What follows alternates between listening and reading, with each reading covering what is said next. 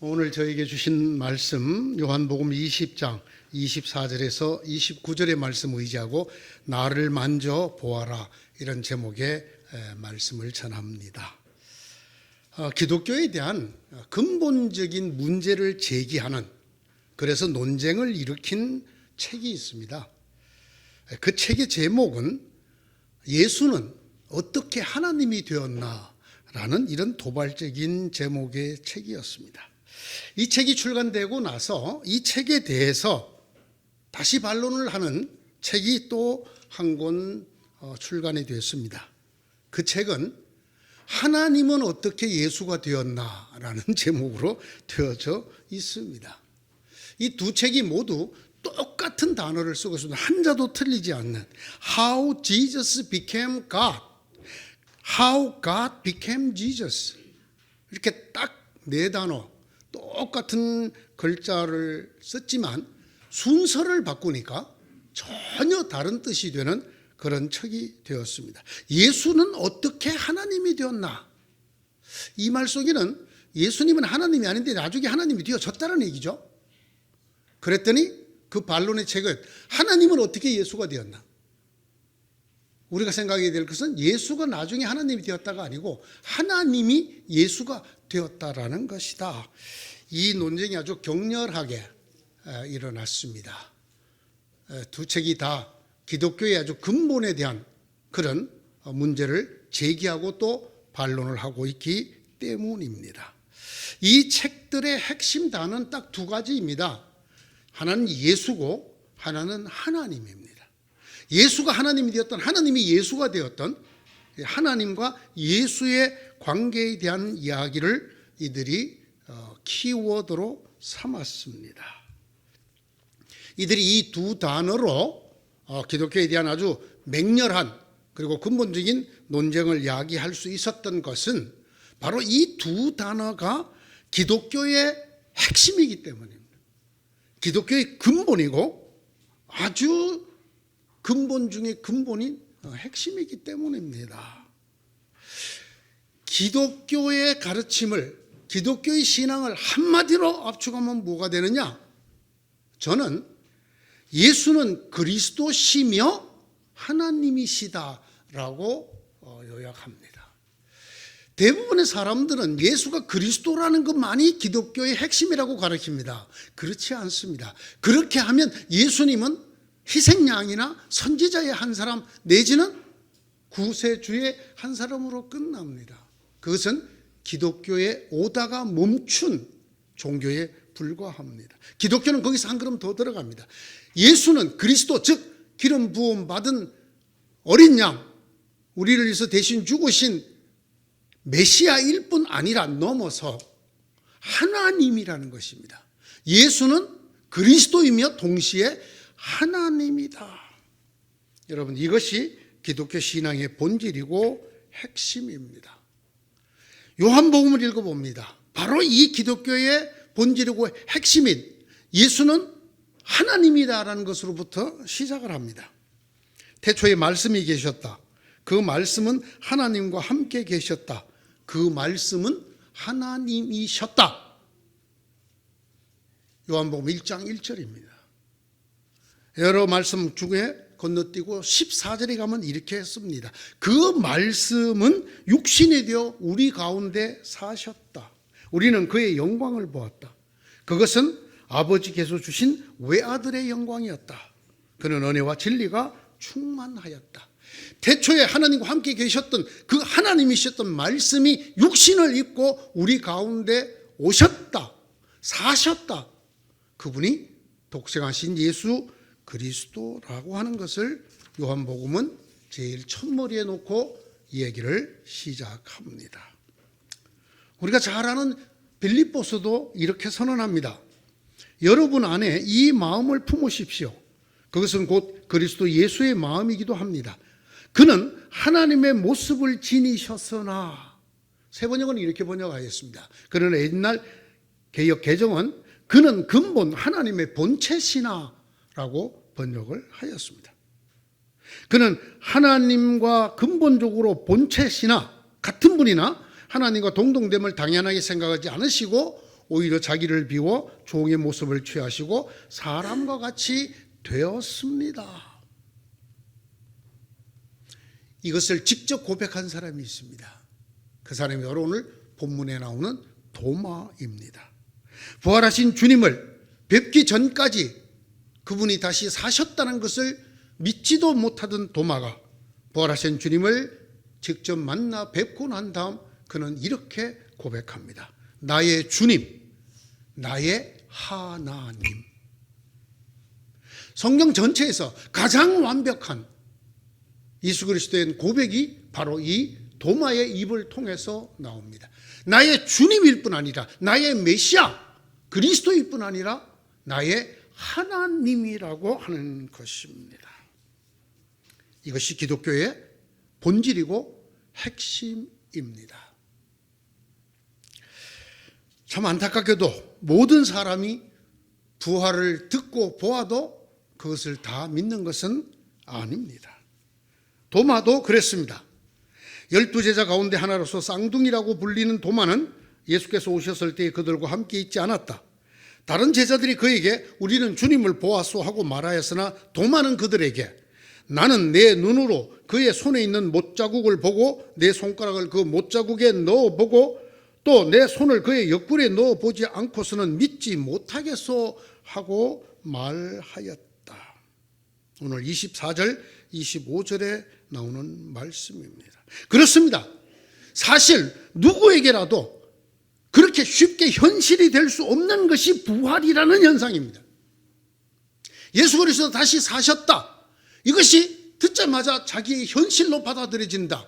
그건 인간에게 그렇게 쉽게 허락된 것이 아닌 듯 합니다. 현실이 되기 어렵기 때문에 그가 직접 확인하고 그가 직접 만나보고 경험하기 전에는 믿을 수 없다고 말한 이 도마의 말이 사실은 가장 일반적이고 가장 진실하고 진심 어린 말일 것입니다. 이랬던 도마였습니다. 그랬던 도마가 어떻게 성경이 나오는 가장 중요한 가장 완벽한 신앙 고백을 할 수 있었을까요? 나의 주님, 나의 하나님이라고 합니다. 여러분 아십니까? 이 말씀 때문에 유대교하고 기독교는 영원히 하나가 되지 못합니다. 나 외에 다른 신을 내게 있게 하지 마라. 분명히 십계명은 제1계명으로 이렇게 시작을 하는데 기독교는 도마가 한 고백, 나의 주님이며 나의 하나님입니다라고 고백을 합니다. 이 고백이 있는 한 기독교와 유대교는 절대로 하나가 될 수 없습니다. 이 고백, 어떻게 도마가 이 고백을 할 수 있게 되었을까요? 우리는 흔히 도마하면 믿음의 반대편에 있는 사람, 즉 의심의 대명사로 생각을 하고 일반적으로 얘기합니다. 의심 많은 도마. 그래서 도마와 관련되어서 만들어진 전설들은 내가 그 상처에 손가락을 넣어보지 않고는 못 믿겠다라고 의심을 표현했기 때문에 도마가 죽은 다음에도 그 손가락은 벌을 받아 썩지 않았다.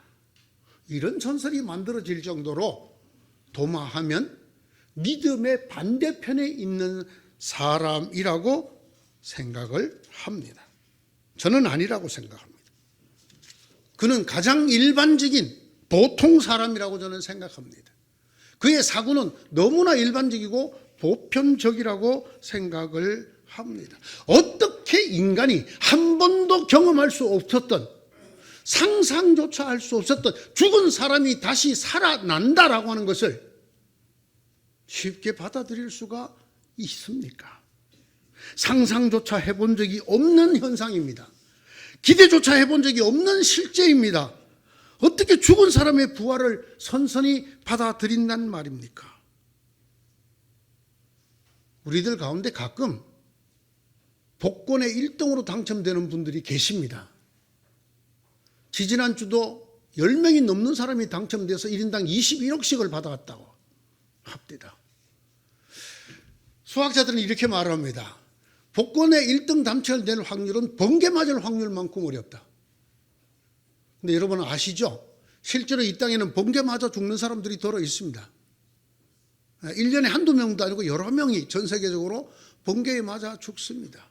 그러면 로또에 복권에 2번 연속으로 1등이 될 거는 번개를 연달아 2번 맞을 확률이래. 그만큼 힘들다는 거예요. 그래도 일어납니까? 안 일어납니까? 그래도 매주일, 매주간 누군가는 1등으로 당첨이 됩니다. 드물기는 하지 말고 하고 내게는 잘 안 일어나긴 하지만 우리의 삶 속에 분명히 있는 일입니다. 그런데 여러분 보세요. 복권에 1등 당첨된 사람이 나 1등 됐네? 그리고 그냥 주머니에 넣어놨다가 가서 돈 타오는 사람 거의 없어. 정말? 야 가만히 있어봐. 그거 횟수가 맞는 거야? 요번 주고 맞아? 내가 산 거하고 이거 같은 거 맞아? 부터 시작해서 번호를 한 개 한 개 다 짚어보고 다시 보자. 야 다시 한번 봐. 다시. 자 내가 얘기한 데 봐봐. 요번 주 간 거 맞는 거지? 그리고 무슨 조? 번호가 6개 다 맞는 확인하겠어요? 안 하겠어요? 하죠.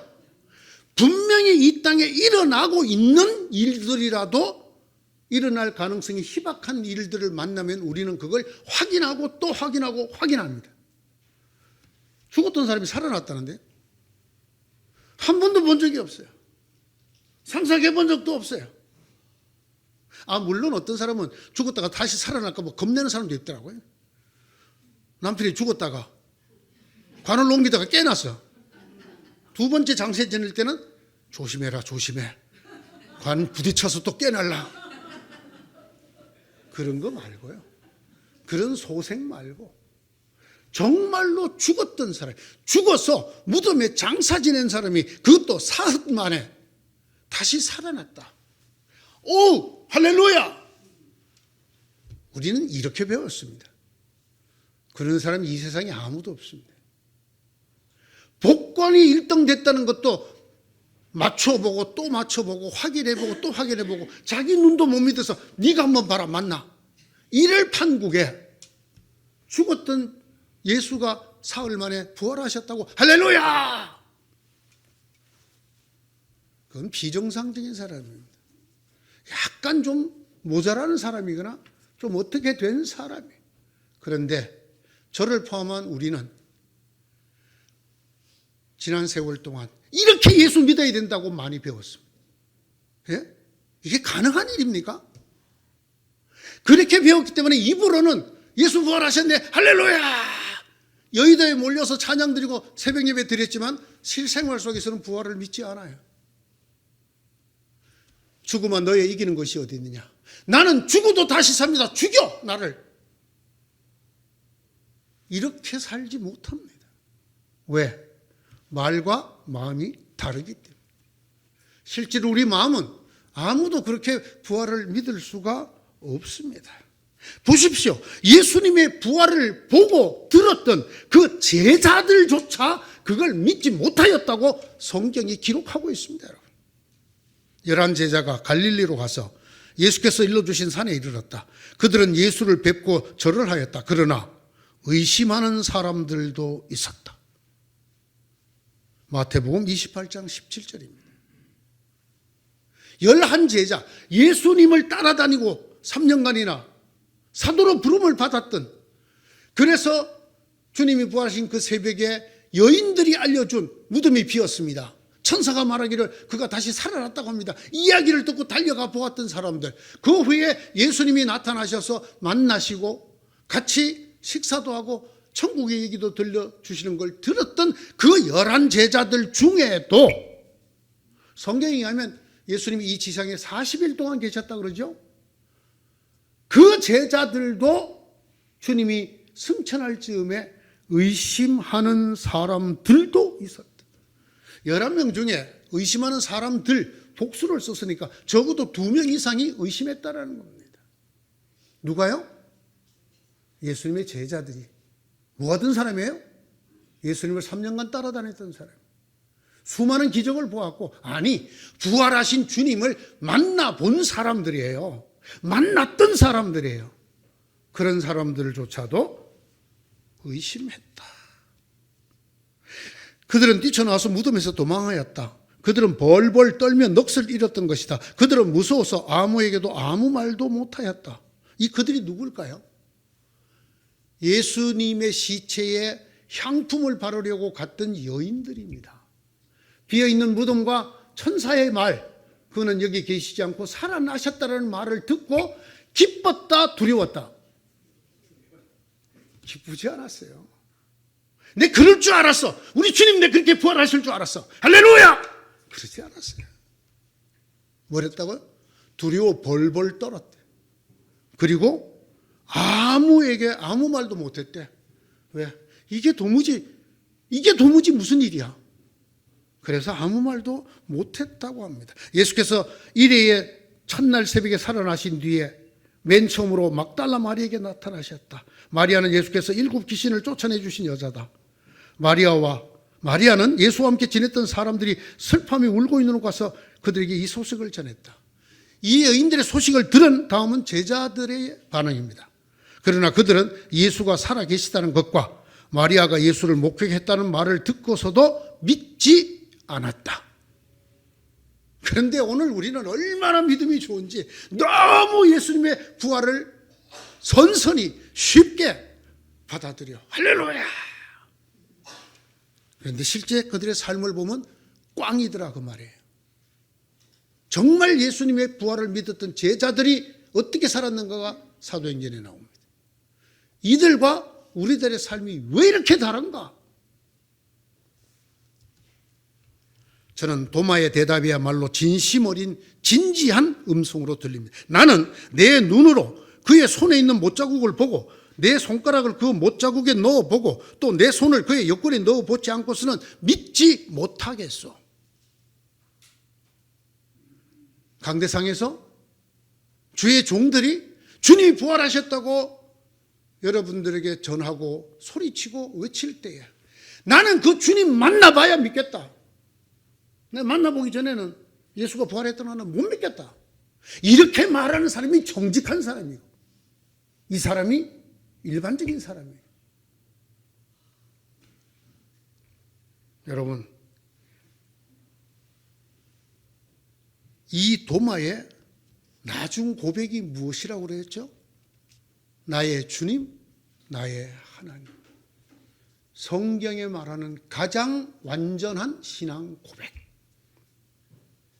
나는 내가 직접 이 손가락을 거기에 넣어보지 않고는 믿지 못하겠소라고 했던 그가 예수님을 만나자 성경에서 가장 완전한 신앙인, 신앙 고백인이 되었단 말입니다. 베드로는 예수님에게 이렇게 고백했습니다. 선생님은 살아계신 하나님의 아들 그리스도입니다. 베드로에게는 아직 예수가 하나님의 아들에 불과합니다. 그러나 도마는 이렇게 말했습니다. 나의 주님, 나의 하나님. 여러분 생각에는 베드로와 도마 중에 누가 신앙의 궁극, 온전한 신앙에 도달했다고 생각하십니까? 주님께서 도마에게 말씀하셨습니다. 주님이 하신 말씀이에요. 네 손가락을 이리 내밀어 내 손을 만져보아라. 네 손을 내 옆구리에 넣어보아라. 그래서 의심을 떨쳐버리고 믿음을 가져라. 의심을 떨쳐버리고 믿음을 가지는 것, 예수가 부활했기 때문에 나도 그 예수처럼 부활할 거라는 믿음에 이르기 위해서는 우리 손가락을 들어 예수의 구멍난 손, 예수의 창에 찔렸던 그 옆구리를 만져보는 것과 같은 만남이 반드시 있어야 된다. 이것 없이 우리가 입으로만 신앙을 고백하기 때문에 우리 신앙이 그저 구름 위에 있는 것 같은, 내 손을 만져보고 내 옆구리에 넣어보아라. 주님이 하시는 말씀이에요. 주님이. 근데 사실 여러분, 이 말씀은 도마에게만 하신 게 아니에요. 예루살렘에 있던 11 제자들에게도 두고 엠마오로 도망가던 피신하던 두 제자가 있었어요. 그 두 제자 곁에 예수님께서 나타나셔서 그들과 동행하면서 이런 말씀 저런 말씀도 들려주고 했어요. 그 두 제자가 근심 어린 얼굴로 우리 선생님이 죽었는데, 그것도 슬픈데 어떤 사람들이 그 선생님이 다시 살아났다고 얘기를 하는데 이게 도대체 무슨 얘기인지 모르겠다고 얘기하는 걸 듣고 예수님께서 설명을 해 주셨어요. 성경 말씀대로 그가 죽으실 것이고 그가 다시 살아날 것이다. 그래도 그 두 제자는 옆에 있는 분이 예수님인 걸 몰랐어요. 저므로 그들은 엠마오에 머물려고 하고 예수님은 더 지나가려고 하시는 것처럼 보였어요. 그때 그들이 말합니다. 저희 집에 묵으십시오. 그래서 그들의 집에 예수님이 들어가셔서 그들과 식사하시면서 마지막 식사, 최후의 만찬 때 해주신 것처럼 축사하시고 떡을 떼주자 그들의 눈이 열렸어요. 그때서야 비로소 그분이 예수님을 알게 되었지만 예수님은 그들에게 보이지 않으셨어요. 그들이 말했습니다. 어쩐지 우리와 함께 길을 걸으며 그분이 말해줄 때 우리 마음이 뜨거워지지 않더냐. 그러면서 그들은 그 길로 다시 예루살렘으로 올라가서 열애자들이 있는 곳에 이르러 우리가 주님을 만났다. 부활하신 주님을 만나고 그분이 우리에게 말씀해 주시고 떡을 떼어줬다. 라는 이야기를 하게 되었습니다. 예수님을 만나야 한다는 것입니다. 이 두 사람의 이야기를 듣고 11 제자들이 함께 모여 있을 때에 예수께서 나타나셨어요. 그런데 그 제자들은 여전히 예수님이 유령이다, 다시 살아난 실제가 아니라고 생각을 했습니다. 주님이 이렇게 말씀하십니다. 어찌하여 너희는 당황하느냐, 어찌하여 마음에 의심을 품느냐, 내 손과 내 발을 보아라. 바로 나다. 나를 만져보아라. 문제는 여기 있는 겁니다. 주님에 대해서 듣는 사람, 주님을 본 사람, 주님의 빈무덤을 본 사람, 그러나 그들보다 더 하나님의 은혜를 받은 사람은 주님을 만나보는 사람입니다. 부활하신 주님을 만나보는 사람입니다. 그 마음속에 내가 그 부활하신 주님을 만나기 전까지는 나는 부활을 못 믿겠다. 이게 정직함. 그래서 반드시 주님의 부활에 대한 소식을 들은 사람, 주님을 만나고자 해야 합니다. 주님이 하시는 말씀이에요. 내 손을 만져보고 내 옆구리에 손을 넣어 보아라. 나를 만져보아라. 예수님의 빈무덤을 보고도 부활의 소식을 듣고도 믿음에 이르지 못했다면 이것 때문입니다. 이것이 없기 때문입니다. 예수님을 만져본 사건, 예수님을 만나뵌 사건이 없기 때문입니다.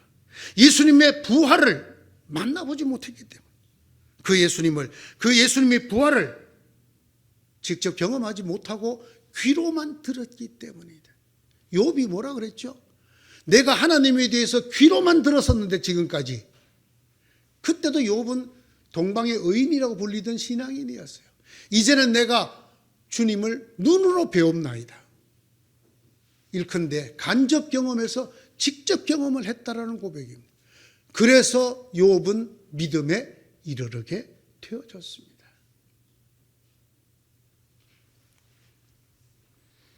내 손을 만져보고 내 옆구리에 넣어 보아라. 그렇게 해서 의심을 떨쳐버려라. 그리고 믿음을 가져라. 어찌하여 너희는 당황하느냐, 어찌하여 마음에 의심을 품느냐, 내 손과 내 발을 보아라. 나를 만져보아라. 사람보다 사람을 더 잘 아시는 주님께서 도마에게 말씀하셨습니다. 나를 만져보아라. 그리고 믿음에 이르러라. 오늘 이 말씀이 전파되지 않는 것에 저는 대단히 가슴 아파합니다.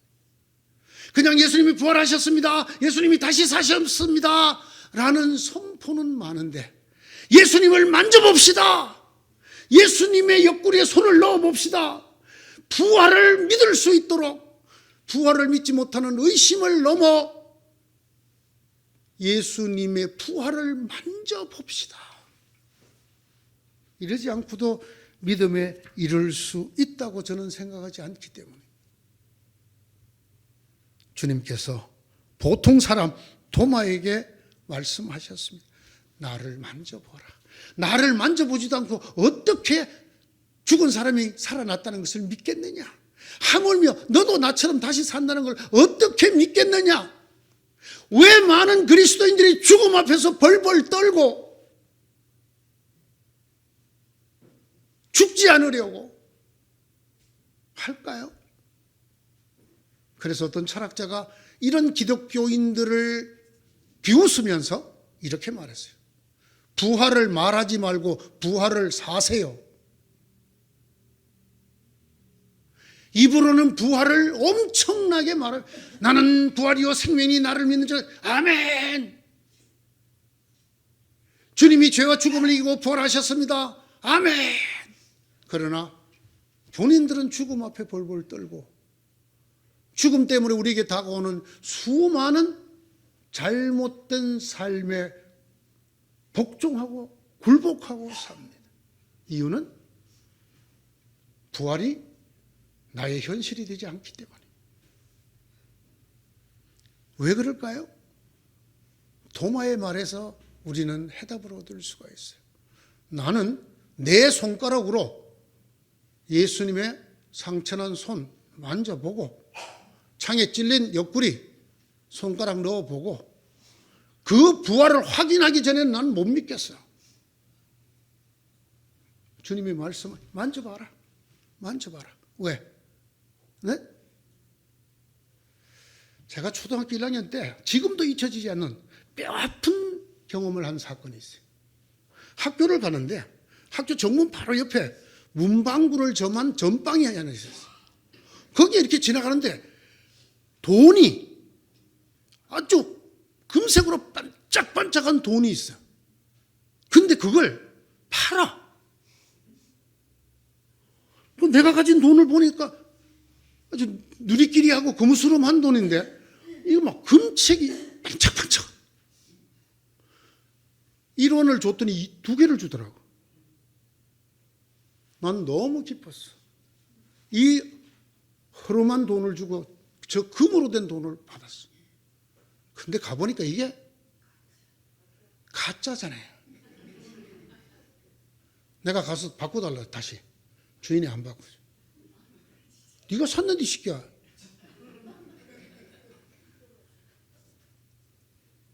그게 진짜 금이었으면 주인이 바꿔줄까 안 바꿔줄까? 바꿔줍니다. 왜? 이게 진짜 금인데 바보 아니야 저거. 다시 놔도 이런 가져가. 우리가 서부 영화를 보면 가끔 이 금화가 진짜인지 이빨로 이렇게 깨물어 보는 장면이 나. 그렇습니다, 여러분. 진짜 금은 누가 이게 금인지 아닌지 확인해 보겠다고 덤벼도 떨 게 있어요, 없어요? 없어. 해봐. 네. 해볼수록 금이라는 것 밖에는 더 드러날 게 없죠. 예수가 정말로 부활했다면, 예수가 어떻게 하나님이 되었을까? 이딴 소리 전혀 흔들리지 않아요. 그래, 한번 해봐라, 네가 그냥 한번 파헤쳐봐라. 어? 예수가 정말 부활했나 안 했나 파헤쳐봐라.